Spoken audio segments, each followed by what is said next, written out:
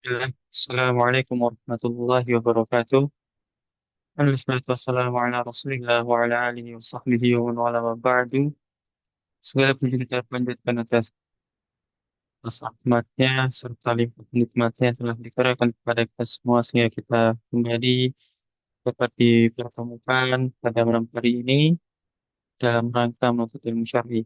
Sebagai satu salam tak lupa kita aturkan kepada junjungan kita baginda Nabiullah Muhammad Sallallahu Alaihi Wasallam serta kepada keluarga beliau, kepada istri-istri beliau, kepada para sahabat, para tabi'in, tabi'ut tabi'in, serta kepada umat-umat beliau yang selalu mengikuti sunnah-sunnah beliau hingga akhir hayatnya.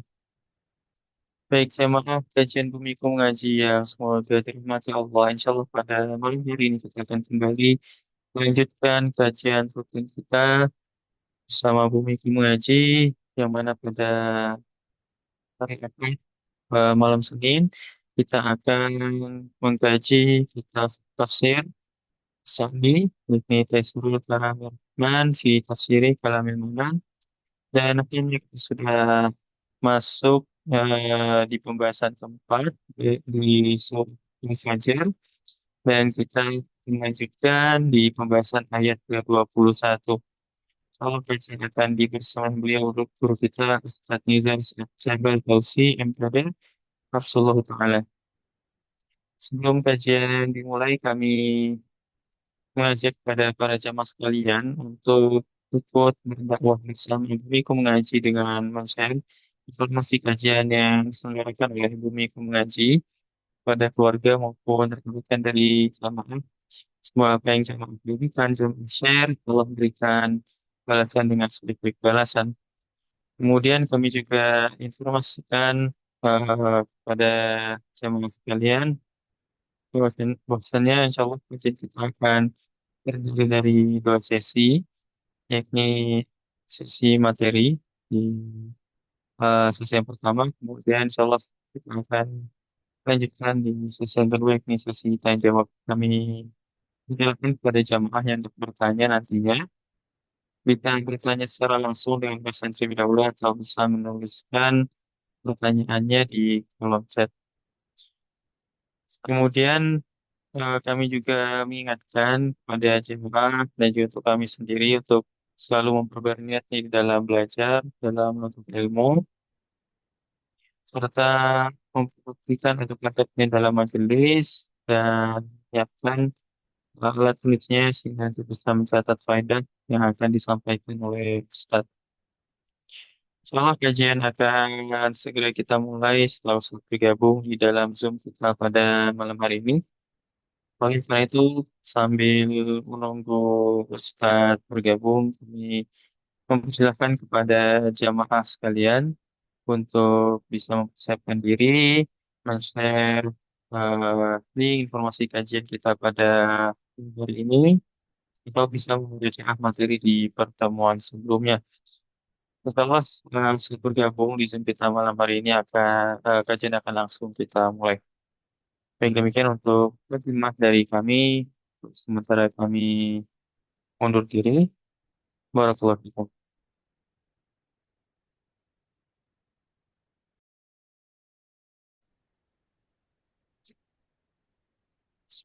Assalamualaikum warahmatullahi wabarakatuh.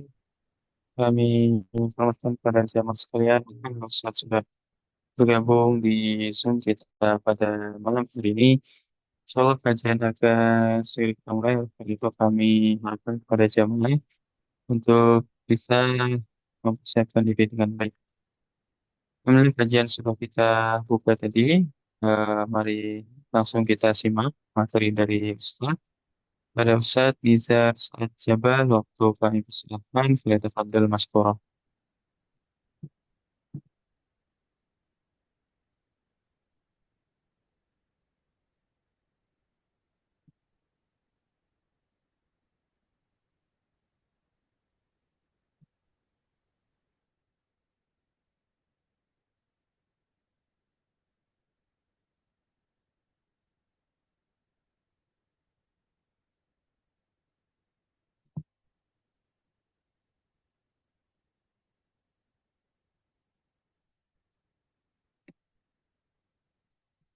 بسم الله الرحمن الرحيم Assalamualaikum warahmatullahi wabarakatuh.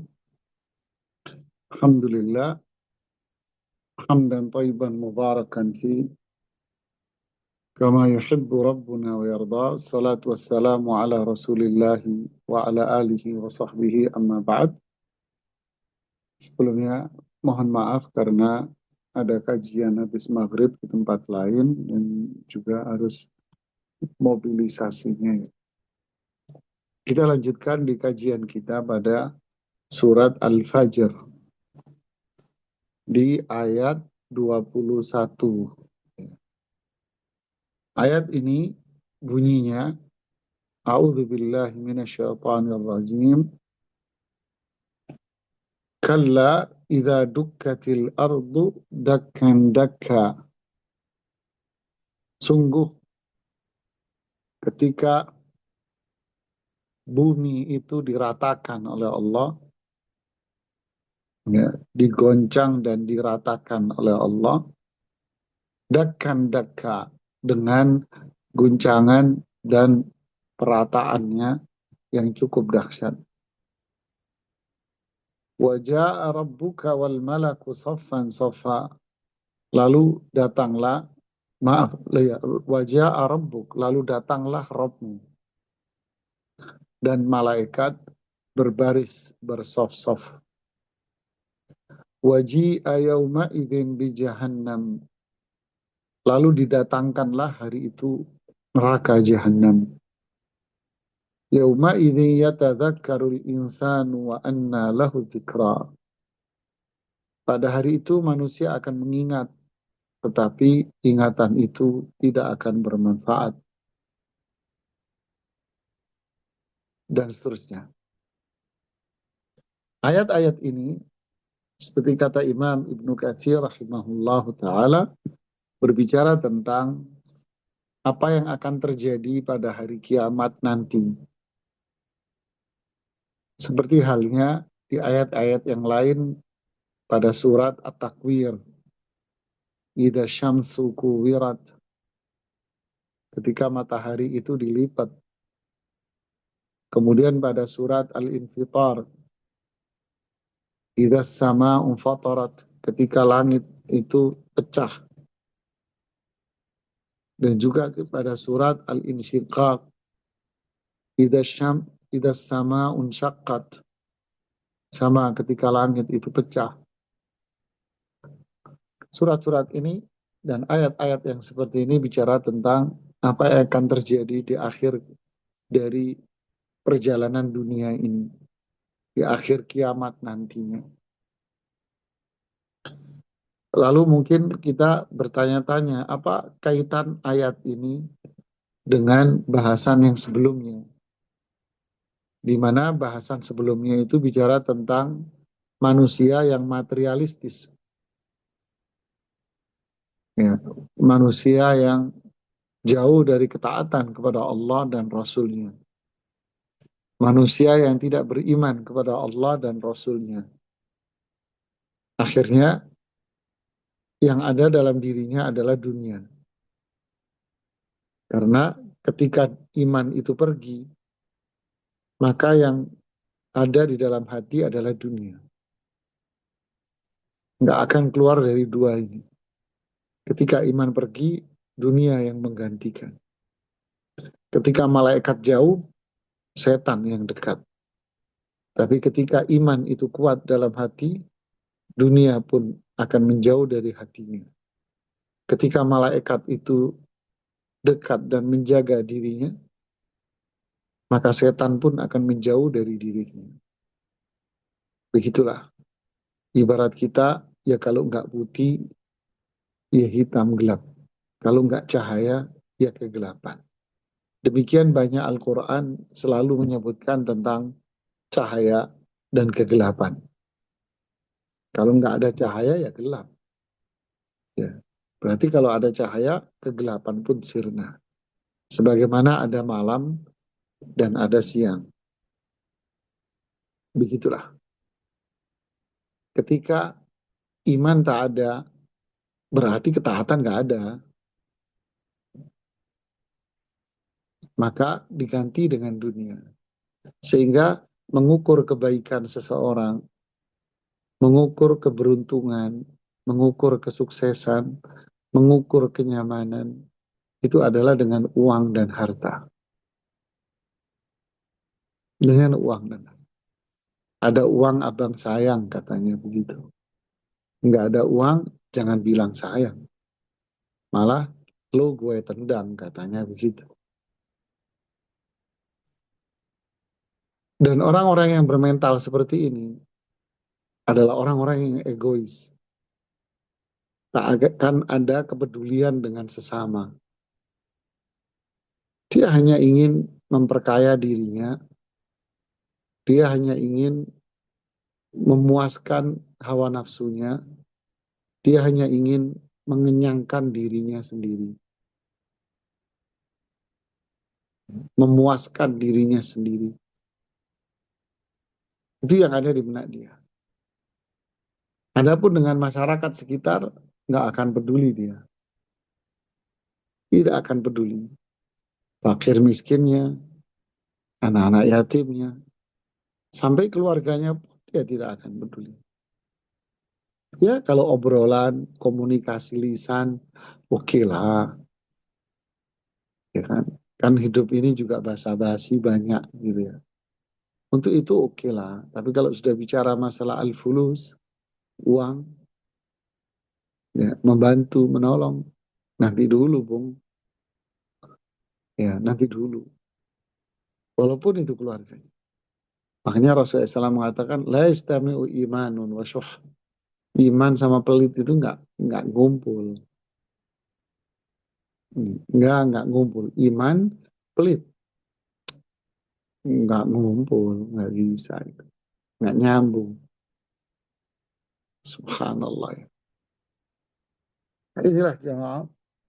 Apa kaitannya dengan ini? Yang di ayat-ayat atas kan bicara tentang itu. Makanya Allah mengatakan kalla balla tukrimunal yatim wa la tahaduna ala ta'amil miskin wa ta'kuluna turatha aklan lamma wa tuhibbunal mala hubban jamma. Apa ciri-ciri orang yang hatinya dipenuhi dengan dunia, jauh dari iman, jauh dari malaikat, dekat dengan setan, penuh dengan kegelapan, berarti apa? Materi yang menggantikan dirinya. Ya kan? Demi meeting, sholat ditinggal. Demi kerja, sholat pun nggak dipedulikan. Sodako, itu berat lah. Dia akan kerja untuk itu, untuk cari duit terus dengan mudah dibagi-bagi. Puasa, berat lah, kan saya lagi kerja. Masa kerja puasa kan gimana ya nggak kuat. Gitu. Haji, belum siap, belum dapat panggilan. Muter bahasanya. Ya, berat lah. Peduli dengan tetangganya, apa keluarganya, saudara, enggak. Urusan duit, wah melotot matanya. Warisan, wah paling galak dia nanti, paling berkuasa justru. Kenapa? Tuhibbunal mala hubban jamma. Lalu setelah itu Allah Subhanahu wa taala bicara tentang apa yang akan terjadi pada hari kiamat nanti. Apa korelasinya antara yang bagian atas dengan yang bagian bawah ini ayat-ayatnya yang bicara tentang hari kiamat? Imam Sa'di menjelaskan korelasinya. Beliau bilang, kalla, yang artinya, kata beliau, laisa kullu ma ahbabtum minal amwal. Kalau terjemahannya kalla, sungguh tidak. Sungguh tidak. Maksudnya kalla ini berarti apa? Menepis anggapan sebelumnya. Jadi kalla menepis anggapan sebelumnya. Kalla. Artinya tidak. Anggapan-anggapan sebelumnya itu salah. Makanya Imam Sa'di mengatakan, laisa kullu ma ahbabtum minal amwal. Tidak semua harta yang kalian cintai. Wa tanafastum fihi minal laddat. Kalian berlomba-lomba untuk kenikmatan dunia itu. Bibakin lakum kekal pada diri kalian. Maksudnya harta yang kalian cintai itu, kehidupan dunia yang kalian nikmati. Kan mereka menikmati kehidupan dunia memang. Dengan hartanya dia menikmati rumah yang bagus, dia menikmati perabot rumah yang mewah, fasilitas rumah yang mewah, kendaraan yang update terus. Kemudian makan, dia makan makan yang enak. Kemudian apa namanya, uh, traveling dan sebagainya dan sebagainya. Dia akan menikmati itu dengan dunianya. Dan itu nggak dipungkiri kan, memang Allah yang ngasih. Allah dikasih itu, Allah memberikan itu kepada mereka. Untuk apa? Istidraj. Sanastadrijuhum min haitsu la ya'lamun wa umli lahum. Ya. Saya ulur mereka untuk itu. Saya terus kasih kebaikan-kebaikan dunia. Min haitsu la ya'lamun, atas suatu yang mereka tidak sadari bahwa itu adalah azab. Wa umli lahum, dan saya akan tunda azab itu pada diri mereka. Tapi inna kaidi matin, sungguh rencana Allah itu kuat. Ya. Ya, sehingga mereka menganggap happy karena Allah membiarkan itu. Karena Allah ingin mengadab mereka, bahwa itu adalah adab sendiri sudah. Nanti adab besarnya akan tiba di waktunya. Nah, disinilah Allah mengatakan harta yang kalian cintai, dunia yang kalian nikmati, itu nggak kekal loh. Nggak kekal. Oke, kalau kita mikir berapa lama manusia menikmati dunia, jemaah. Kalau sudah mulai tua, sudah banyak larangan. Ya, nggak boleh ini, nggak boleh ini, nggak boleh. Mobil sudah nggak nikmat lagi kayak dulu. Karena duduk pun sudah mulai nggak nyaman. Ya, sudah nggak nyaman. Padahal belum meninggal dia. Tapi dia sudah sulit untuk menikmati dengan sebaik-baiknya. Jadi dunia kalian itu nggak kekal. Bal amamukum yaumun azim. Bahkan di hadapan kalian itu adalah akan ada hari yang begitu besar, dahsyat. Wahaulun jasim. Sesuatu yang sangat menakutkan begitu besarnya. Allahu Akbar. Apa itu? Nah, inilah kiamat itu dibahas oleh oleh Allah Subhanahu wa taala di ayat ini setelah membicarakan kondisi orang-orang yang seperti ini. Idza dukkatil ardu dakkan dakka.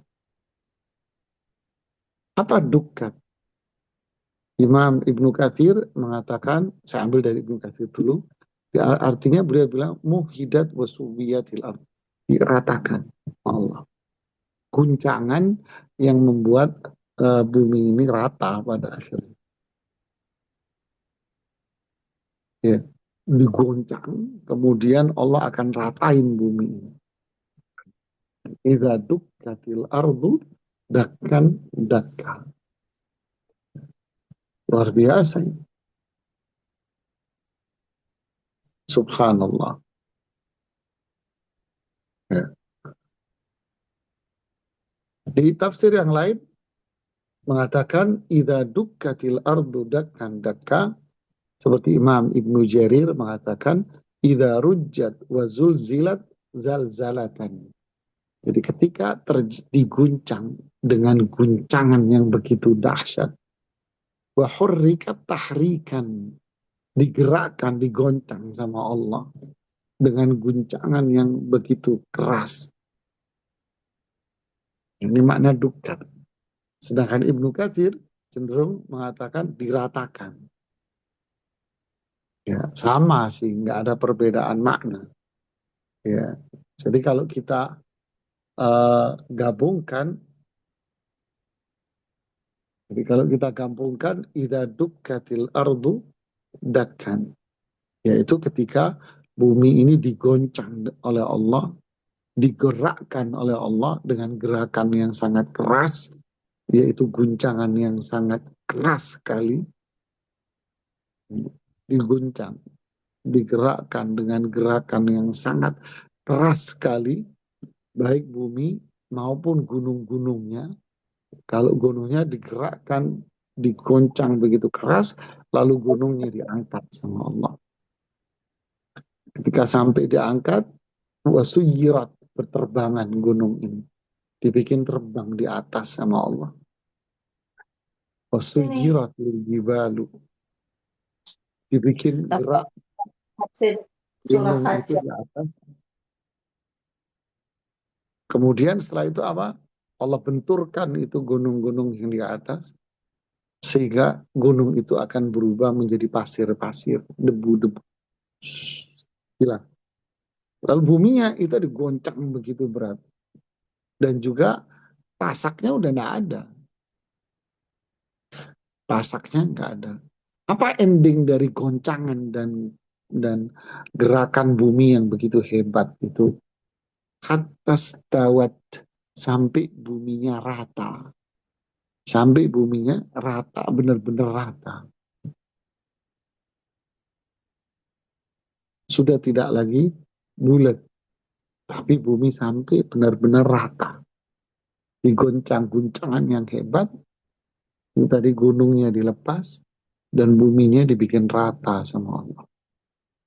Nah, disinilah Imam Sa'di mengatakan, beliau mengatakan, ay tudakku fihil ardu wal jibal. Jadi bumi, gunung digerakkan oleh Allah dengan gerakan yang sangat keras, wa ma'alaiha, dengan semua yang di atasnya. Hatta taj'al qa'an saf-safa, sampai bumi ini rata. Sudah tidak ada lagi dataran tinggi pegunungan dan tidak ada lagi dataran rendah. Rata, kata Rasulullah SAW, kayak roti. Rata. La iwaja fihi wala amta. Gak ada lubang, gak ada dataran rendah, gak ada dataran tinggi. Rata sudah. Gunungnya dikemanain? Ya itu tadi diterbangkan. Lautannya dikemanain? Kan dikeluarin. Kan?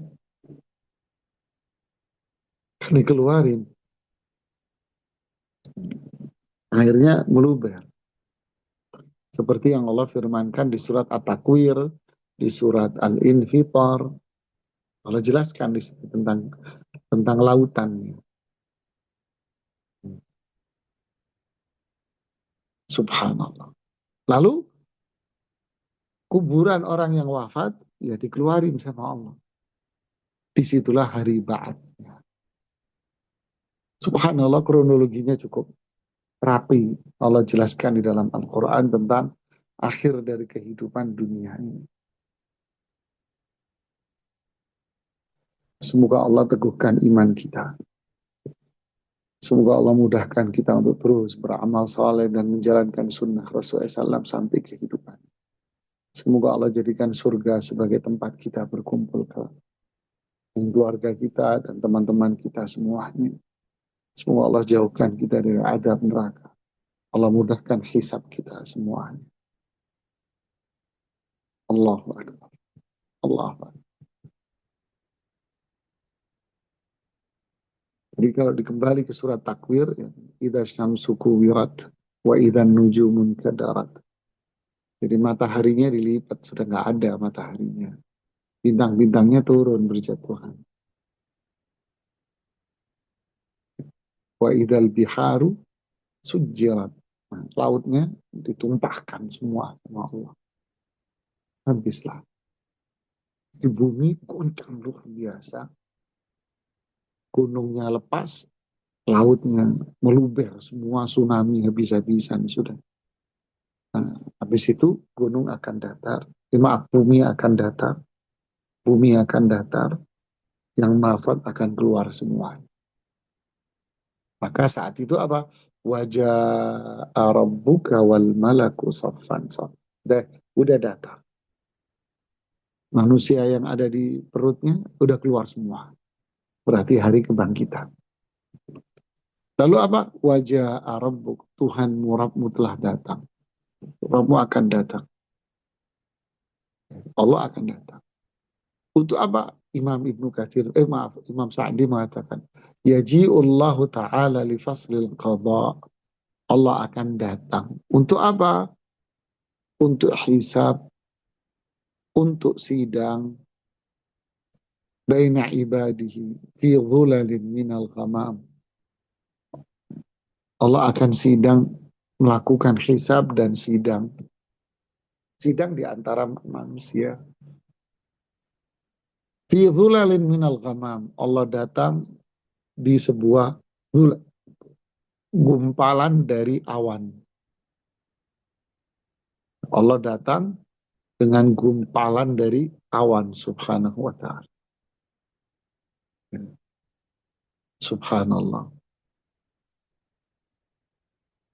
Begitu pula Imam Ibnu Katsir, wajah Rabbuk, Tuhanmu datang. Untuk apa? Untuk menetapkan hukum, balasan pada makhluknya. Untuk menetapkan balasan pada makhluknya. Begitu juga Imam Ibnu Katsir, Imam Ibnu Jarir Tabari juga mengatakan, wa idza jaa rabbuk, Rabbmu datang wahai Muhammad. Untuk apa? Untuk menetapkan hukum, yaitu balasan atas apa yang dilakukan oleh manusia. Menetapkan balasan apa yang dilakukan oleh manusia. Amruhu wa qada'uh. Kalau Imam Qurtubi mengatakan, inilah hukum Allah. Dan inilah ketetapan Allah subhanahu wa ta'ala. Datang bizulalin, dengan gumpalan dari awan-awan. Jadi Allah datang dengan gumpalan dari awan-awan, berupa gumpalan awan-awan. Mereka mengambilnya dari Al-Baqarah ayat 210. An ya'tiyahumullahu fi dhulalin minal ghamam. Jadi Allah datang dengan gumpalan dari awan-awan itu. Subhanallah. Situlah mulai hari hisab. Allah akan menghisab manusia satu demi satu. Wa awwalu ma yuhasabu bihil abdu yaumal qiyamah, salatnya, salat kita. Kemudian persidangan. Awal ma yuhasabu bil abdu fid dima. Nanti yang pertama kali disidang masalah darah, melukai orang, kemudian harta, kemudian kehormatan, ya, dan seterusnya. Wa taji'ul malaikat.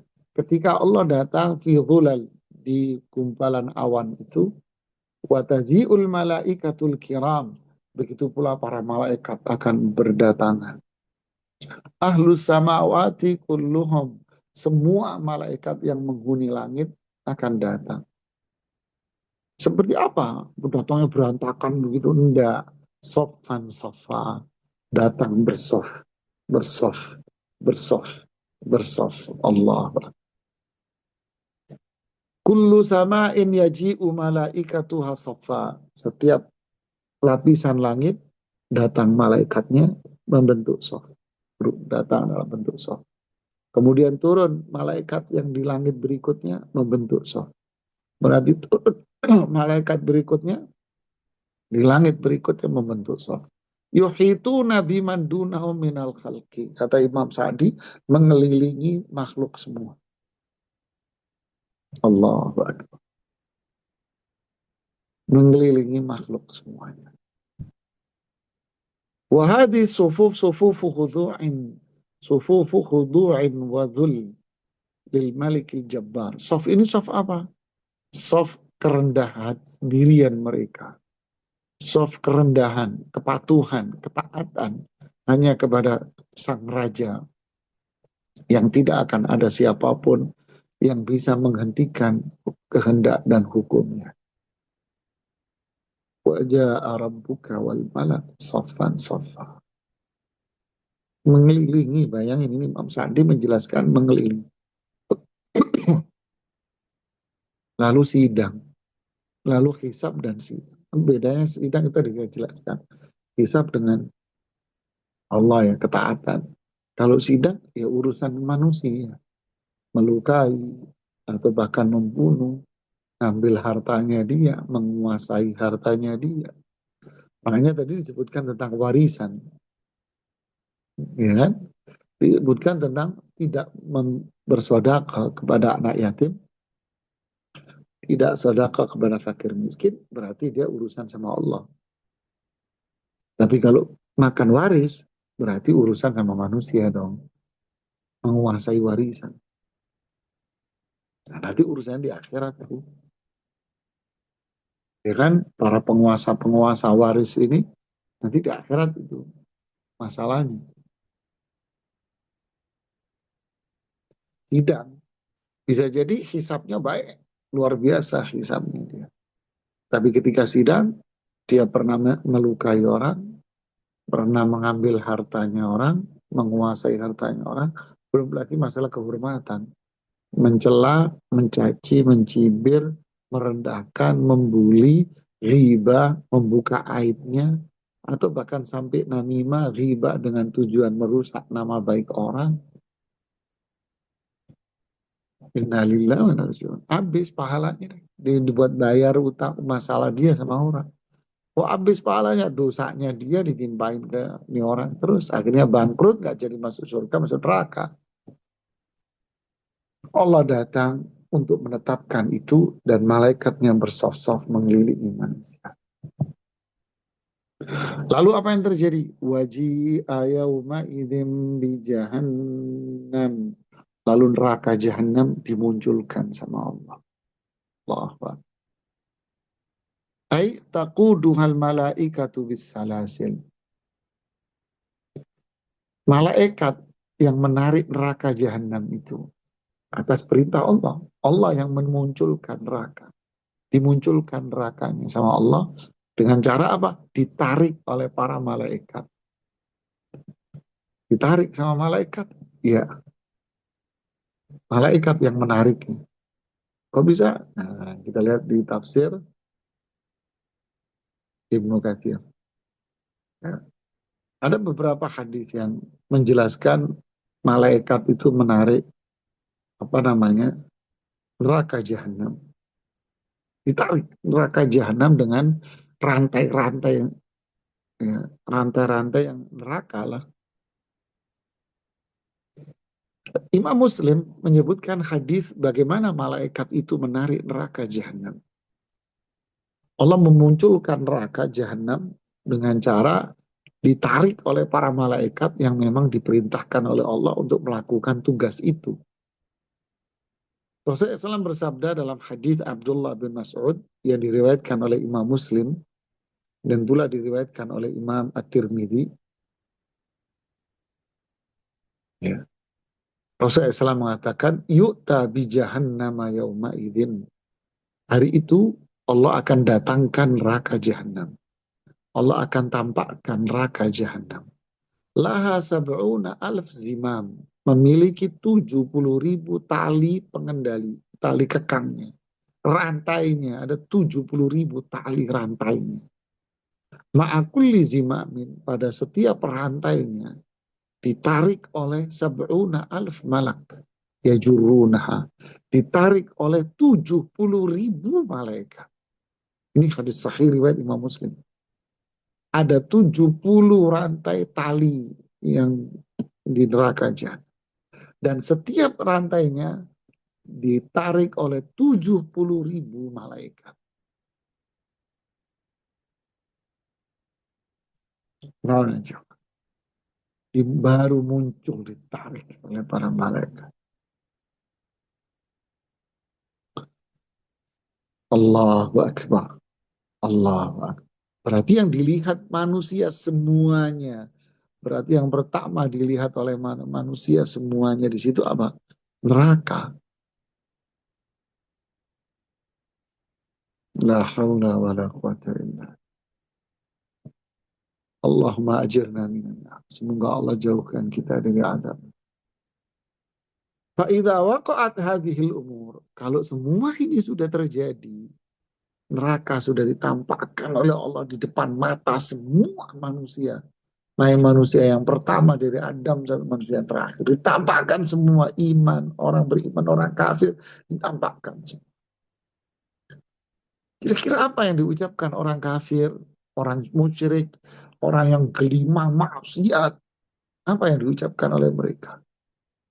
Kalau orang beriman kan tahu, dia sudah ada tanda-tanda surga pada dirinya.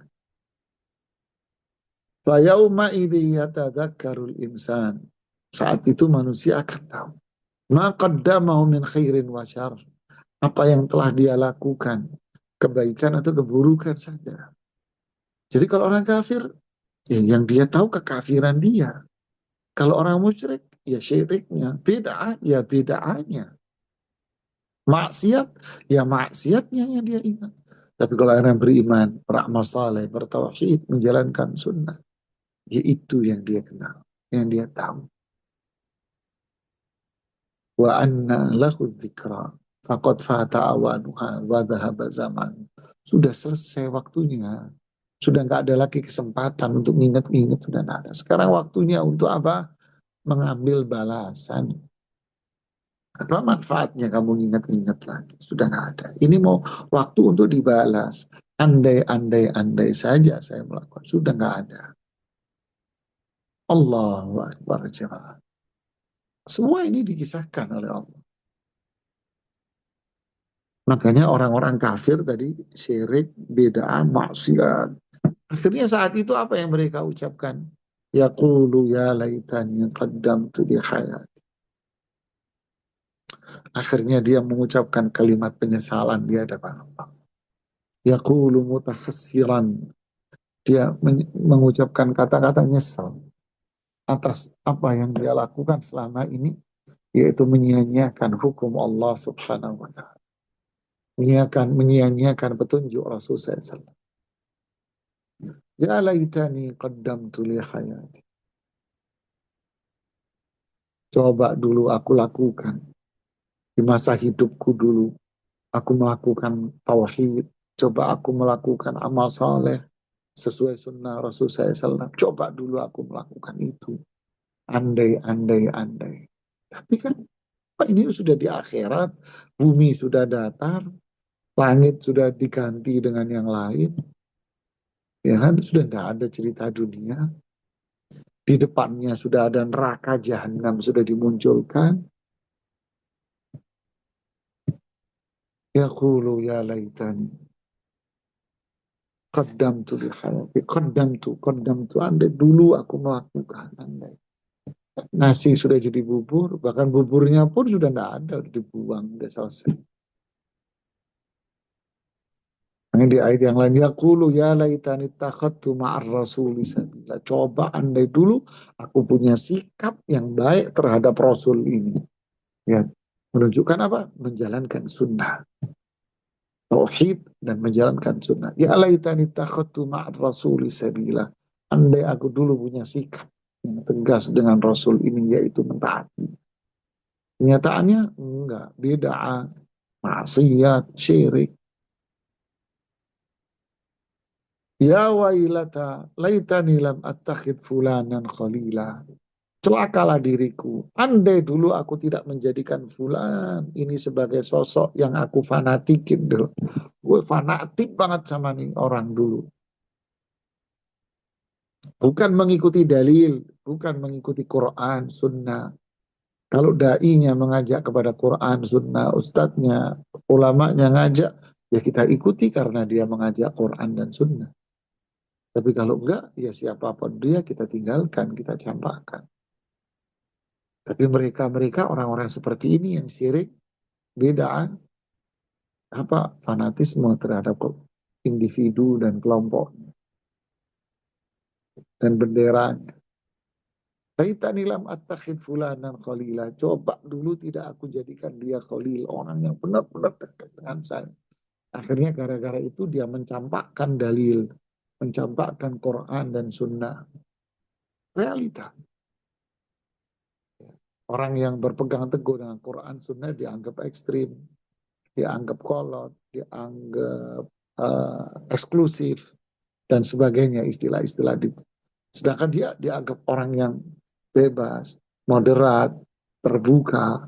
Padahal justru dialah yang kolot, dialah yang eksklusif, dialah yang terkungkung dengan pemikiran individu satu orang atau kelompoknya dia atau ormasnya dia saja. Harusnya kan kembali kepada Quran dan Sunnah sehingga dia punya gambaran yang leluasa, pandangan yang bagus, petunjuk Allah dan Rasulnya. Beliau mengatakan wa fi hadhil ayat dalil ala annal hayata allati yanbaghi sa'yu fi asliha wa kamaliha. Ayat ini memberikan dalil bahwa kehidupan yang harus kita upayakan secara prinsipnya dan kehidupan yang kita upayakan untuk mendapatkan kesempurnaan itu, prinsip dasar hidup dan kesempurnaan hidup. Apa itu? Wa fi tatmimin lidzatiha hiyal hayatu fi daril qarar. Prinsip hidup, kesempurnaan hidup, target hidup. Ini bahasanya beliau gitu. Asl fi asliha. Asli itu ini prinsip. Kamaliha, kesempurnaan. Wa fi tatmimin lidzatiha. Apa itu? Kesempurnaan, apa namanya? Target. Target akhirnya. Tatmim, akhirnya. Prinsipnya, kesempurnaannya, target akhir hidup. Ini kan konsepnya. Apa itu? Hiyal hayatu fi daril qarar. Itu hidup di akhirat. Berarti hidup di sekarang. Prinsip dasarnya apa? Agar aku bisa masuk surga. Kesempurnaan hidup di dunia apa? Melakukan amalan yang bisa menjadikan diriku masuk surga. Apa target akhirnya? Menjadi hamba Allah yang mulia dengan husnul khatimah. Karena surga itu darul khuldi wal baqa. Karena ialah sebetulnya tempat yang kekal abadi dan selama-lamanya. Dunia sementara.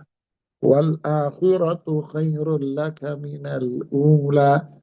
Akhirat surga itu jauh lebih baik dan dia akan kekal. Kapan Allah mengatakan itu?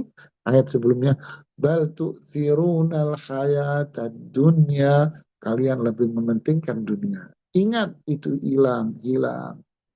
Yang kekal abadi adalah surga. Dan itu jauh lebih baik dan lebih mulia. Subhanallah.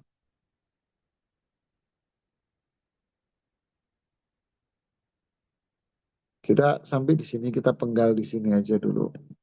Ya, karena ini nanti ada pembahasan yang cukup panjang, menarik. Ya. Mulai dari ayat 25. Bicara tentang manusia yang jiwanya suci, bersih, nafsun mutmainnah. Ini yang kita bahas nanti berikutnya. Wallahu ta'ala alam sawab. Silakan. Kalau ada yang mau diskusi, ditanyakan, silakan. Terima kasih atas materi yang sudah disampaikan. Kita lanjutkan ke sesi yang kedua, yakni sesi tanya jawab. Kami persilakan kepada jamaah untuk mengajukan pertanyaan bisa bertanya secara langsung dengan tulisan terlebih dahulu atau menuliskan pertanyaannya di kolom chat. Monggo kami persilakan pada jemaah yang hendak mengajukan pertanyaan.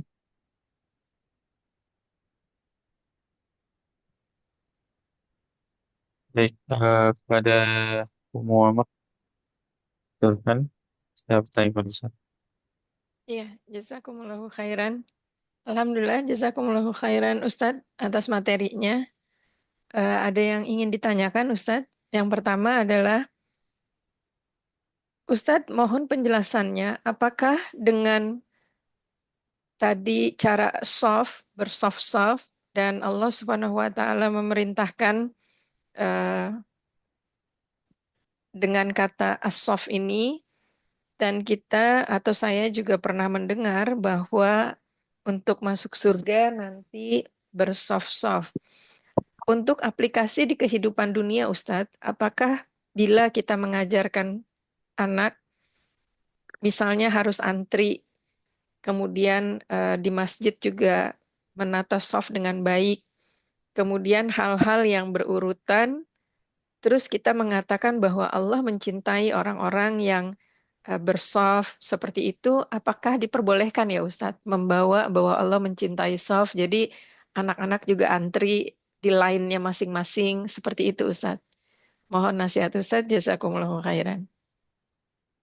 Barakallahu fiki. Ya, sebatas yang saya ketahui dengan ilmu yang sangat terbatas ini, nggak ada korelasinya ya. Cuman ada filosofi yang bisa kita ambil, bahwa filosofi yang kita ambil itu adalah sisi rapi, tertib. Bukan sisi softnya, tetapi sisi kerapian itu yang diinginkan.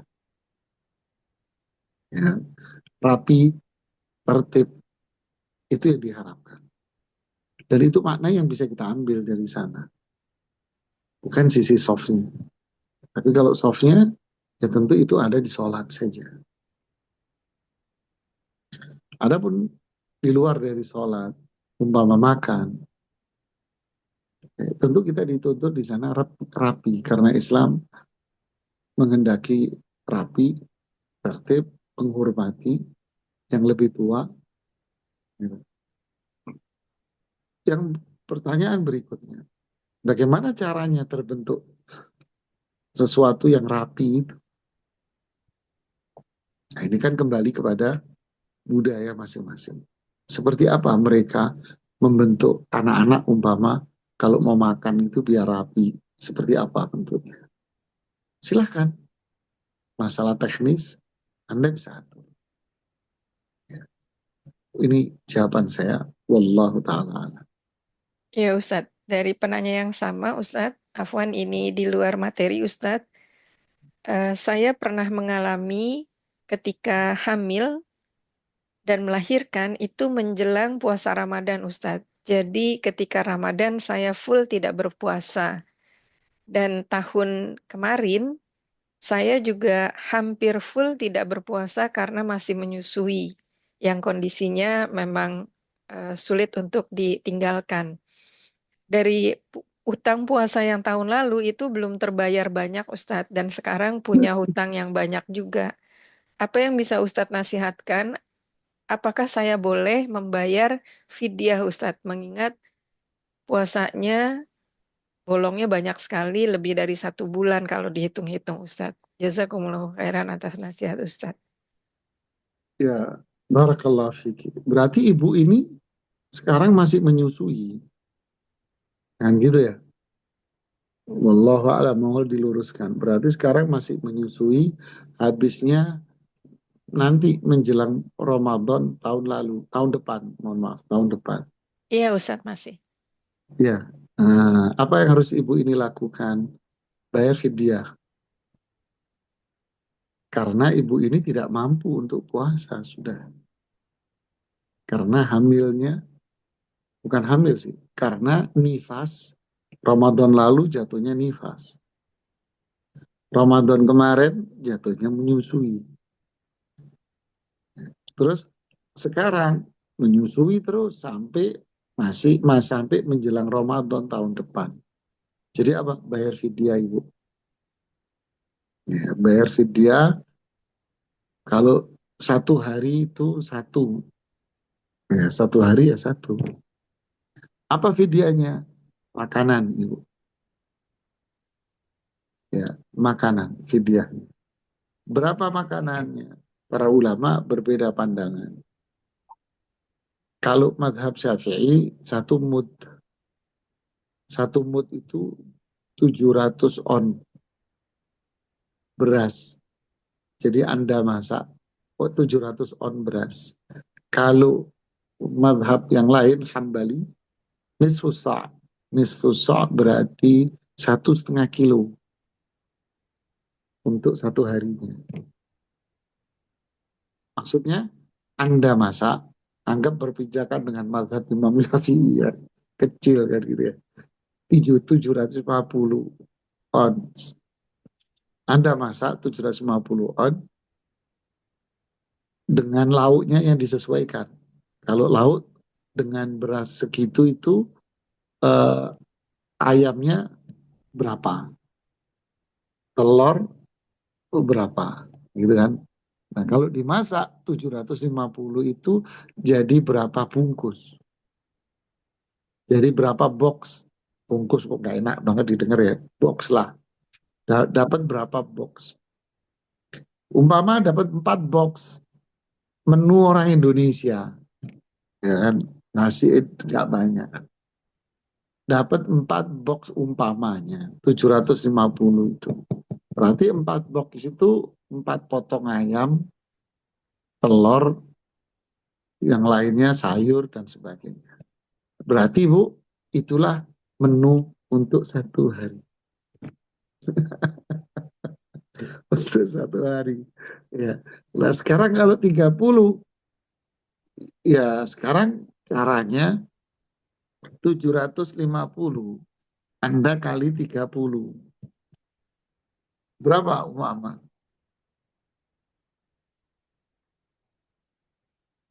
Berapa? Biar Ibu ini gampang nanti ngitungnya. Nggak repot lagi nanti jalanin. 225, Ustadz. 22.500. Berapa kilo? Berapa kilo jatuhnya itu? Kan ini ceritanya ons. 20 Oh, ya kan 750 ons. Ya kan kalau kali 30 jatuhnya berapa kilo? Jatuhnya kayaknya 22 kilo 500 22,5. setengah. Iya. Ya kan? Nah, Anda masak beras 22,5. Oke, Bu. Ya, setelah itu Anda masak. Dapat banyak kan aja. Nah, Anda bagi 30, Bu. Ini bisa cara begitu, bisa pula kalau versi mazhab yang lain, ulama yang lain, Anda masak 22 kilo 500, 22 kilo 500, 22 setengah. Deh, terus itu lauknya yang pantas berapa? Versi ulama yang pertama, sudah kamu bagi aja semua, udah. Semuanya Anda bagi. Pokoknya itu untuk 30 hari. Kamu bagi deh semua di masjid atau di mana buat fakir miskin. Deh, selesai. Pendapat yang kedua, ini saya yang lebih sereknya di sini. Apa itu 22,5 tadi dimasak? Oke. Habis itu nasi yang Anda masak itu Anda pecah jadi 30 komponen. Nah, 30 komponen kan 30 hari, 30. Berarti masing-masing berapa box? Oh, kalau saya bagi 30 Ustadz, jadinya per 4. Jadi 4 dan 4 30. Ya kan? Nah, lauknya ya Anda sesuaikan. Begitulah kira-kira, semoga Ibu paham lah. Ya. Nah, kalau lebih ya kira-kira Ibu tambahkan. Saya lebih cenderung begitu ya. Karena jelas. Gitu. Akhirnya oh jadi 4 box. Ya udah berarti satu keluarga Anda kasih 4 box. Satu keluarga Anda kasih 4 box. Gitu. Dia cukup makan buat satu keluarga. Barokah. Nah, itu namanya bayar fidyah. Menurut pandangan para ulama fikih. Ya, kalau madhab Hambali 1,5 kilo lebih banyak lagi. Madhab Hambali sama madhab Maliki. Kalau madhab Abu Hanifah 1 sok 3 kilo. Ya, kalau Syekh bin Baz sama Syekh Utsaimin lebih memilih 1,5 kilo. Tapi kalau madhab Imam Syafi'i separuhnya lagi 750. Wallahu taala alam. Jadi ini Anda bayar fidyah Ibu ya. Nah, itu cuman tata caranya kira-kira seperti itu bayar fidyahnya. Ya, Ya Ustadz, Masya Allah. Jazakumullahu khairan Ustadz. Ustadz ini ada yang menyambung, ada akhwat yang memohon penjelasan juga. Assalamualaikum warahmatullahi wabarakatuh. Ustadz, Syawal tinggal beberapa hari lagi. Saya sedang membayar hutang Ramadan kemarin dan itu belum lunas. Tetapi saya ingin juga berpuasa Syawal. Apakah boleh bayar hutangnya di stop dulu? Kemudian dalam hari-hari terakhir di bulan Syawal ini saya puasa 6 hari Syawal, Ustadz. Nanti setelah bulan Syawal baru dilanjutkan lagi bayar hutangnya. Apakah yang seperti ini afdol, Ustadz? Mohon nasihat Ustadz. Jazakumullahu khairan. ya barakallahu fiik. Masalah ini masalah perbedaan pandangan oleh para ulama fikih. Ustadz-ustadz kita pun sebagian mengatakan kasus Anda tidak boleh. Karena memang itu pandangan sebagian para ulama fikih terdahulu. Nggak boleh, Anda harus lunas dulu utang. Pendapat yang lain mengatakan boleh, nggak apa-apa. Karena kewajiban membayar utang Ramadan itu kewajibannya luas, yaitu durasi waktunya itu luas dan panjang, yaitu sampai 11 bulan kesempatan Anda untuk bayar. Wajib, cuman durasi waktunya panjang untuk membayarnya. Jadi, nggak harus Anda untuk membayar utang dulu untuk melakukan puasa Syawal. Bayarnya kapan saja, nggak apa-apa. Lah Syawal, puasalah Syawal. Karena Syawal itu anjurannya, sunnahnya terbatas. Waktunya hanya di bulan Syawal tok. Sedangkan bayar utang waktunya panjang 11 bulan. Jadi kesimpulannya boleh Anda puasa Syawal walaupun Anda punya utang. Kalau saya lebih cenderung pendapat yang ini. Jadi kalau saya ditanya di kasus ini puasa Syawal nanti utangnya dibayar berikutnya. Ini lebih nyaman. Ya, Allah. Ya Ustadz, Masya Allah. Satu lagi boleh Ustadz? Ya boleh, silahkan. Iya, Ustadz. Jazakumullahu khairan. Assalamualaikum warahmatullahi wabarakatuh. Ustadz, saya berniat mendidik anak dari sejak awal untuk mencintai ibadah kurban. Jadi dari bulan-bulan lalu saya mengajak anak-anak untuk menabung dan untuk berkurban. Nanti uangnya kita serahkan kepada ayah supaya ayah membelikan kurban untuk keluarga. Kalau kurang nanti ayah yang menutupi. Apakah boleh seperti itu Ustadz? Jazakumullahu khairan atas nasihat Ustadz. Ya, barakallah fiik.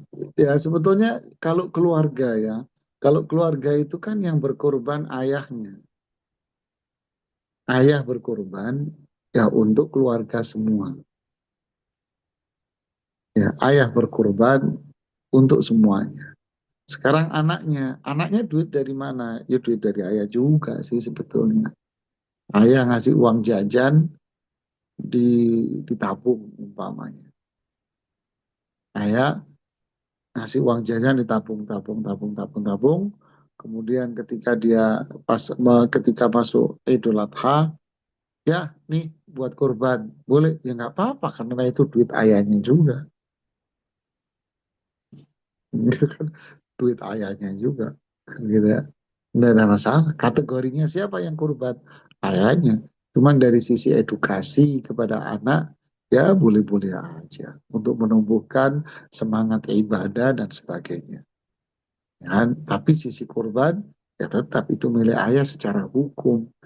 Secara buat edukasi ya bagus lah. Buat anak-anak bagus. Ya, barakallahu fikum. Ya Ustadz Wafikum Barakallah. Jazakumullahu khairan. Baik, proses atas jawabannya. Kami serahkan pada jemaah yang mungkin ada yang mau bertanya.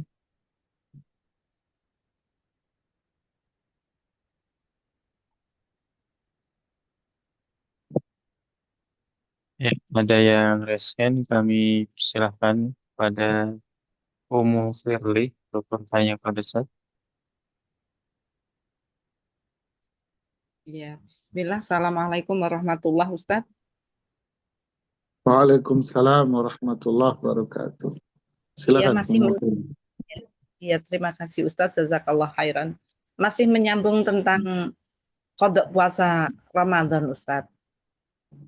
Ada sebagian yang meyakini wajibnya untuk mengkodok lebih dahulu seperti itu, meskipun sawalnya tidak kebagian seperti itu Ustadz. Nah, katanya dengan dalih ya memang haidnya wanita itu adalah kehendak Allah. Kalaupun karena kodok kami adalah kodok yang panjang, kalaupun tidak mendapatkan puasa Syawal, tapi nanti akan ada puasa-puasa sunnah lainnya seperti itu, Ustaz.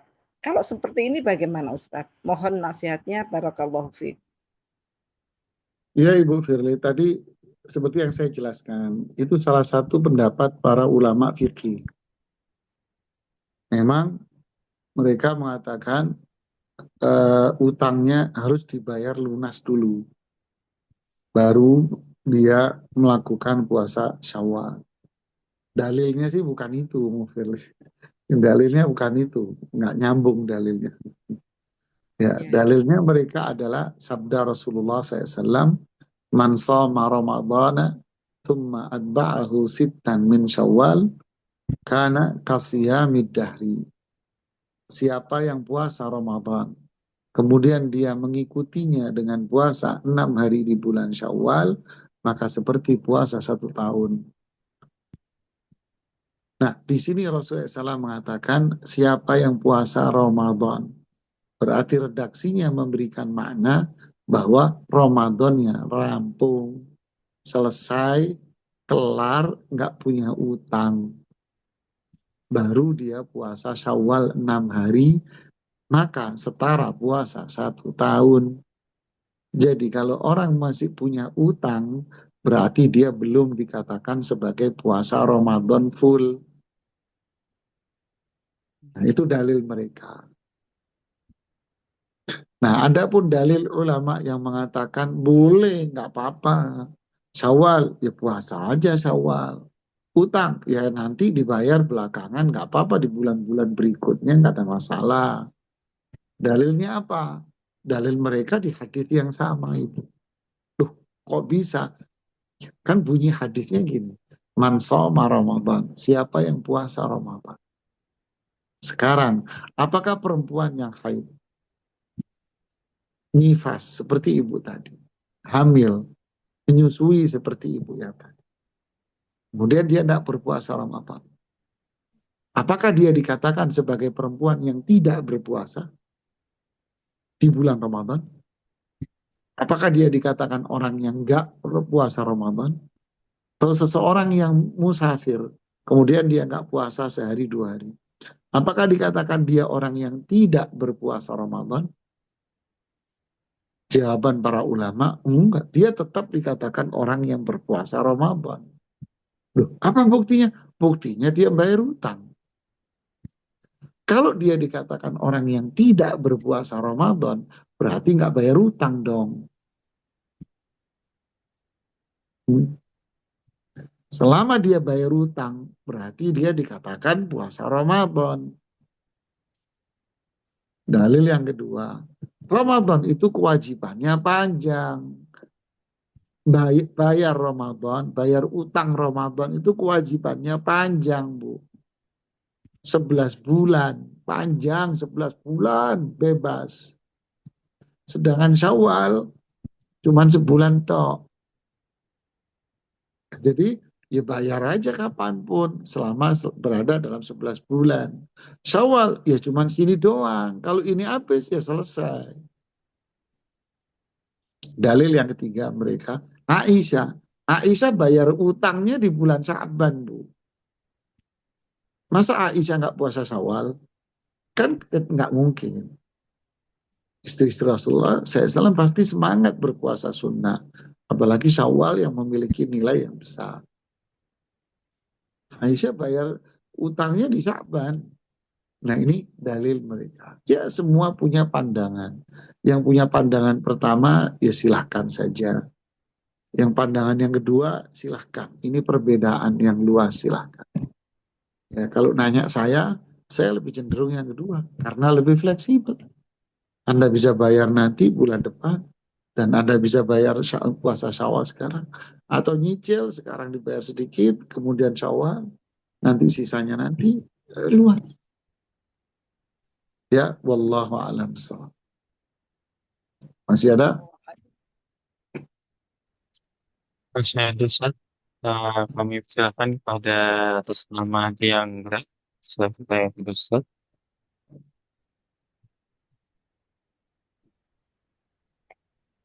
Ahsanallahu ilaikum Ustadz. Semoga Amin. Ustadz dan kita semua Allah Semoga Allah memberkahi ilmu Ustadz dan kita semua. Amin. Allahumma amin. Amin. Allahumma Eh, amin. terkait haji Ustadz, Ana ingin konsultasi. Jadi kebetulan kami haji hampir 30 hari dan pada saat Armusna itu letaknya di akhir akhir tanggal gitu, Ustadz. Jadi begitu selesai Armusna kita langsung balik Indonesia gitu, Ustadz. Nah, selama hampir 30 hari itu sebelum-sebelumnya itu kan kita harus menghemat tenaga gitu. Maksud saya itu perempuan khususnya. Jadi yang ingin saya tanyakan, kalau seandainya itu pada saat umroh kita all out Ustadz, kita ngebut, kita berjuang bener gimana caranya kita bisa sholat maksimal di Nabawi ataupun di Haram gitu Ustadz. Nah ini karena mungkin terkait dengan kondisi cuaca mungkin, sedangkan kita harus menghemat tenaga untuk gasnya di akhir itu pada saat Arafah. Boleh afwan maksud saya, apakah ketika kita sholat nanti di dalam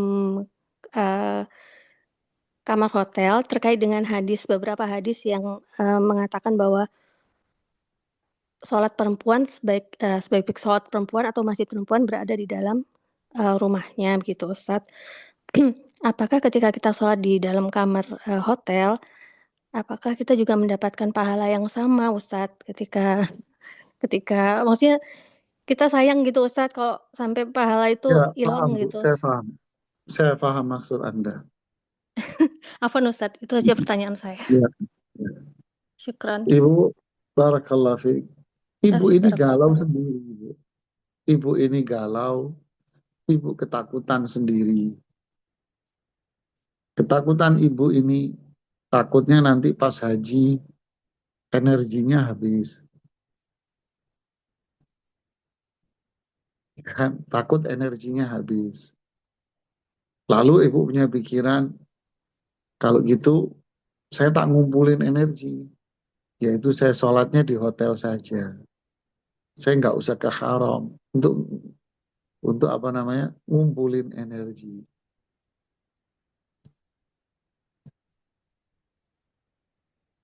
Akhirnya punya pikiran seperti itu.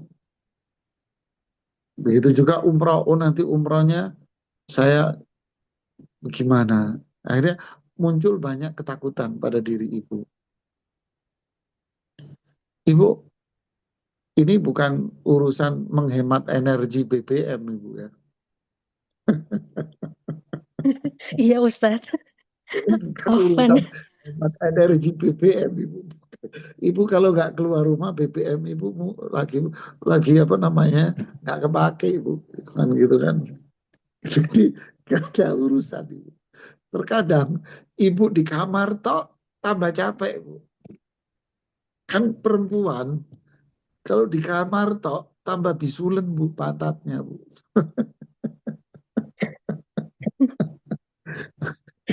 Perempuan itu kalau sehat Bu, seger sehat suruh jalan-jalan ke pasar Bu, energik nanti dia.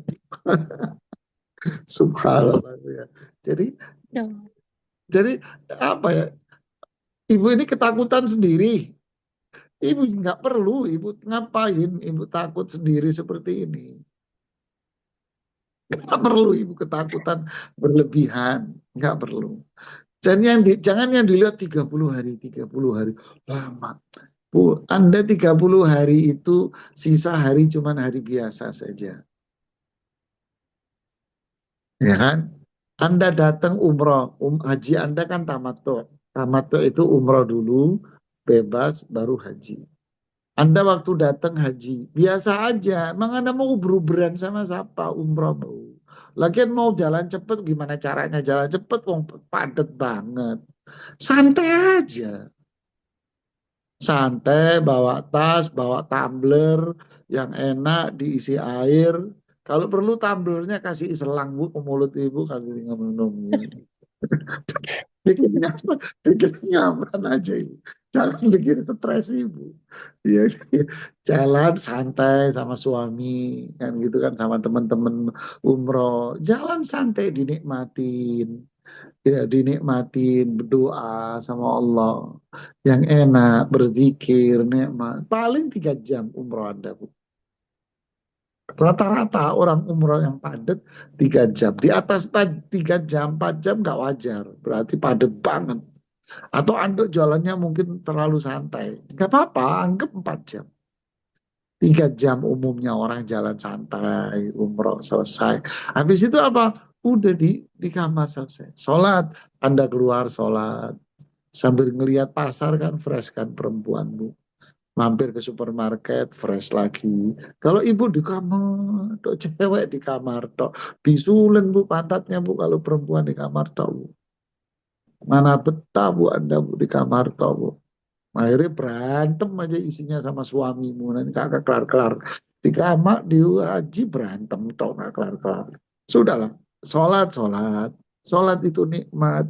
Sholat itu luar biasa. Apalagi sholatnya di haram. Nikmati. Nikmati. Jangan dijadikan beban. Jangan dijadikan sulit. Nikmati semuanya. Sesekali Anda mau sholat di kamar, silahkan. Saya mau sholat di kamar ini, oh silahkan. Memang pahalanya besar. Ya. Oh, kalau sholat di sana tidak mengalahkan dari sisi kenyamanan dan ketentraman jiwa, kebersamaan. Ya. Anda mau sholat di kamar, silahkan. Mau sholat di masjid, silahkan. Oh, waktu haji sederhana. Haji itu intinya 8, 9, 10.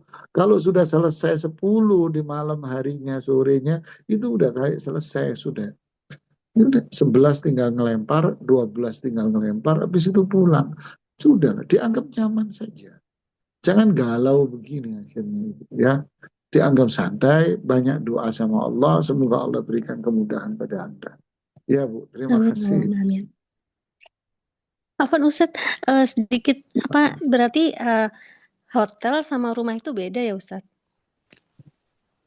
Sama Ibu, sama. Apakah sholat di kamar, di hotel itu lebih bagus? Jawabannya iya. Iya, tapi Anda mau milih yang mana? Mau milih kamar, silahkan. Tapi Anda lebih nyaman yang mana?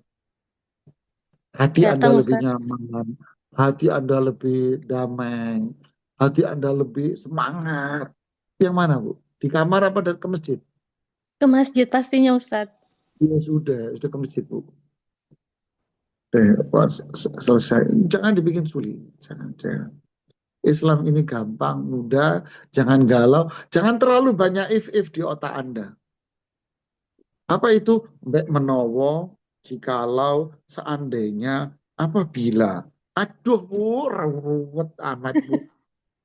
Ini perempuan ini khas ini mak-mak begini nih.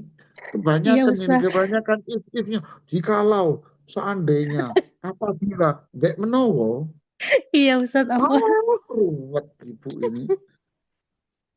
Wes yang Nggak simpel sesuai. aja kayak lanang bu, kayak orang laki-laki bu, berangkat gitu loh, jangan bikin ruwet, bikin perempuan yang ruwet, bikin ngeruwet sendiri, Anda bikin ruwet sendiri bu, jangan, santai aja sudahlah, ikuti Syukran suamimu Ustadz. yang simpel, suamimu kan nggak pikiran kayak Anda begini kan, Enggak Ustadz. nggak mungkin, nggak kamu sendiri yang bikin ruwet,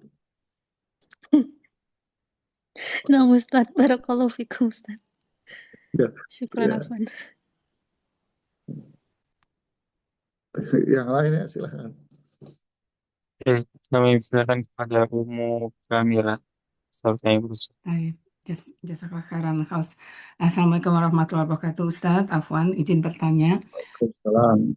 terkait kodok puasa itu, Ustadz. Seseorang haid 7 hari Ramadan kemarin. Nah, dia berniat ganti dulu, kodok dulu itu Ustadz. Sekarang dia baru mendengar bahwa ini boleh berdasarkan hadis yang Ustadz terangkan tadi, boleh diganti selain bulan Syawal. Nah, Syawal tinggal 5 hari lagi gitu Ustadz. Apakah niat boleh dirubah Ustadz? Maksudnya biar dapat Syawal, jadi yang 3 hari itu diganti itu Ustadz. Itu ada Itu gimana lagi. Ustadz? Iya, makanya bertanya Ini Ustaz. Barakallahu fikum, jazakallahu khairan. barakallah. Yang bikin lucu itu kan puasanya kodoknya sudah selesai. Kan Baru dia tiga sudah hari kodok Ustaz. kemarin. Afwan, baru Iya, kodok, tapi baru 3 hari. iya kan sudah kodok kan kemarin. Udah sempat kodok 3 hari ya, masih 4 Iya. hari lagi. Jadi Ya. kodok yang 3 hari itu mau ditukar sama Biar dapat gimana yang 6 cerita? hari.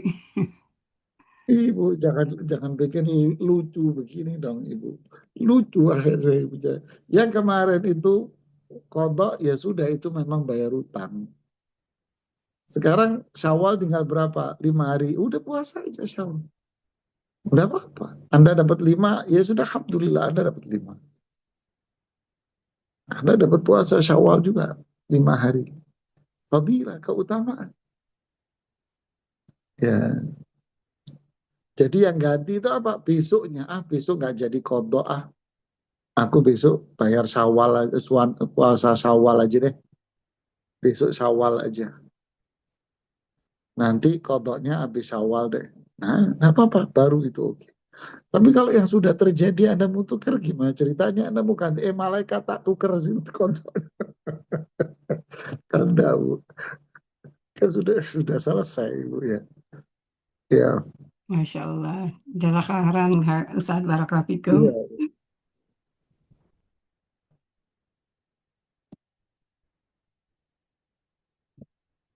Baik, Ustaz atas jawabannya. Pada Jemaah, jika masih ada yang bertanya, bisa langsung.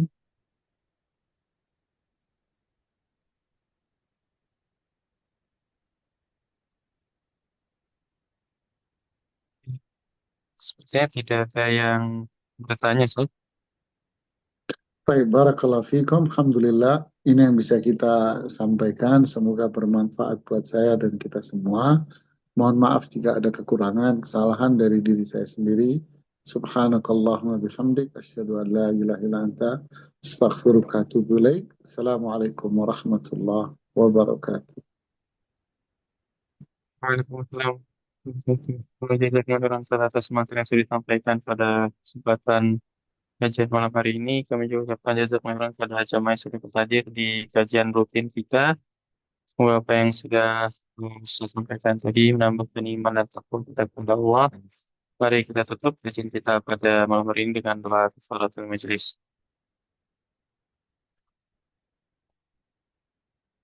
Baik, kami selaku panitia dari Bumi Mengaji mengucapkan permohonan maaf segala atas kekurangan dalam penyelenggaraan kajian pada malam hari ini. Kami pamit undur diri. Wassalamualaikum warahmatullahi wabarakatuh. Berkenan pada jamaah dari meeting. Barakallahu fikum.